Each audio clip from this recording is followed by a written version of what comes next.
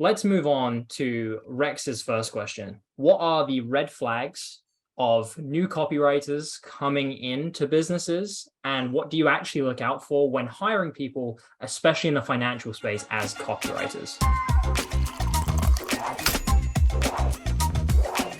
One thing that I look for and one thing that I'm cautious of is people who are too good at selling themselves. Often when I see people who are a little too overconfident, I get like that's a little bit of a red flag to me, especially if they're juniors, especially if they're new to like a scene, like new to something that they haven't done before. You know, they're compensating for something that they don't have. Like that's something that I'm careful with. When I see people that are very like they present themselves in a way like they're already intermediate or senior copywriters, I think that's very risky. And like when I notice it, I'm like, okay, that's kind of risky. I'd much rather have someone who's more honest, who's more upfront, and who's more realistic about themselves and their skill level, and have them show me the work that they've made. The best copywriters in my space and financial are also like very confident. They know that they're good.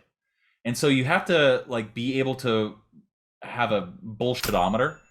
Like you have to be able to weed out the people who are like confident and good, or confident but not very good. And really a lot of that comes down to both the sample and also a conversation with them. I was hunting for a junior, and one of the things that I ask in every single interview with a junior copywriter is very simply, you know, what are some recent sales packages that you've seen that you like a lot? And that tells me a few things too. Like it tells me the kind of copywriter they are, because if they choose something that's just like super hypey, aggressive, like ridiculous, then I know like, okay, let's probably not work with this person. It also tells me, do they have the finger on the pulse of the market?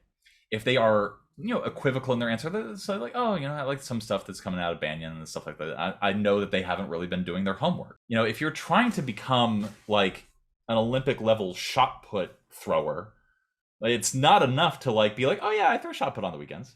Like that's not enough. You have to be like good, like really good, just to get your foot in the door.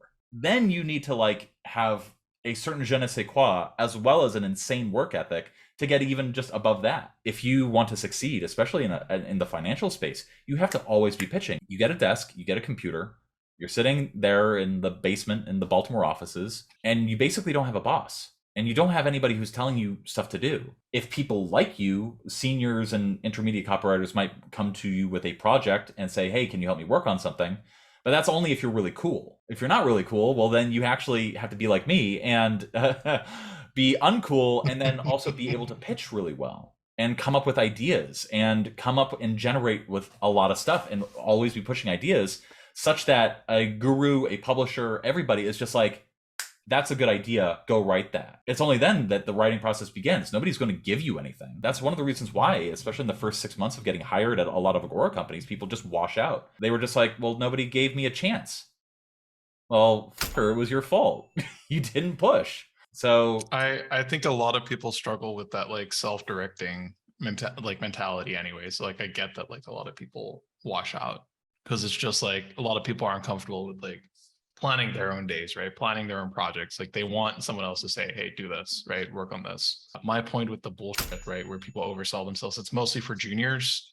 I know if you're like intermediate or senior, you can just say, in the last year, I made 20 million or something, right? And then you'll be like, all right, well, what promos did you do that for? Well, they probably already told you, right? And you know that this person is legit. I don't think any intermediate or senior copywriters really are going to have a hard time, especially in financial. It's a different question. One of the red flags is before I work with someone, something I'll say is, what have you seen recently that you've really liked? Is there an ad? Is there a campaign? Is there something that's just really caught your eye and you've enjoyed? And if they can't say anything, or they're like, oh, or if they kind of revert to, oh, I was like watching TV and I really like this advert that's on at the moment. It's like, that's not what I'm talking about. I want to know, like, have you seen like, oh yeah, Gymshark's latest like campaign they've been running, and the emails that came from that were really interesting. Like if someone comes to me and they say that, it's like, that's a really good sign. So it's a red flag for me if when I ask you that question, I say, what marketing have you enjoyed recently, or what caught your eye? If it's very generic, or it's something that someone on Twitter would say, like, oh yeah, Burger King's latest campaign. It's like, okay, but you're clearly not actually like investing in behind the scenes of what's going on, or looking at the granular stuff that that actually makes the money. I That's don't think you can fake this either. It's Yeah. like when you say like, because like I'm not in e-commerce, right? So when you say like, oh, Gymshark's emails, I'd be like, I don't give a shit, right?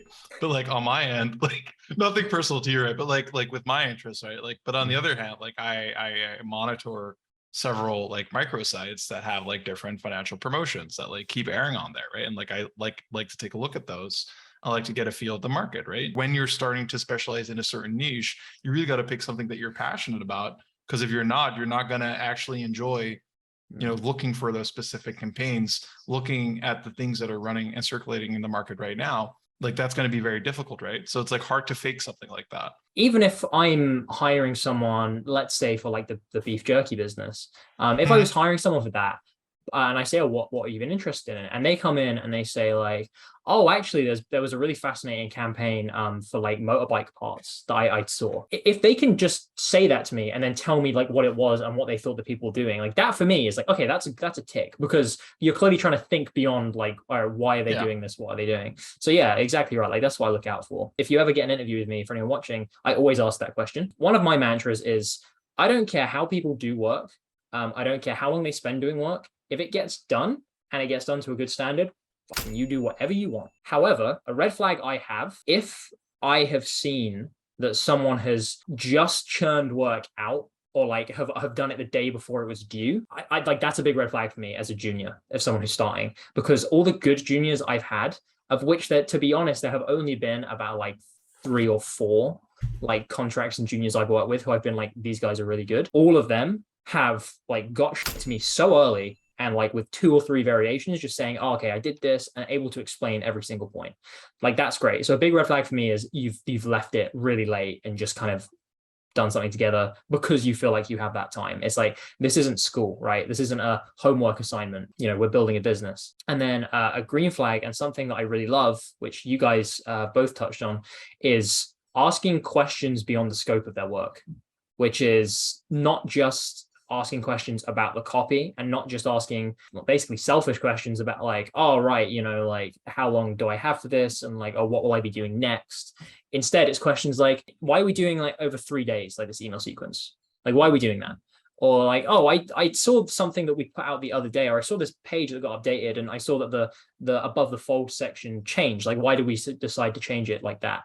Those questions, like I love. That's a big green flag for me, because it's like they're thinking about the context in which their copy is being put, and also what they could potentially be learning more about to improve their own work. I'm never surprised. I'm like, they've never come at me with an idea that either hasn't occurred to me or that I haven't seen before in some fashion or things like that.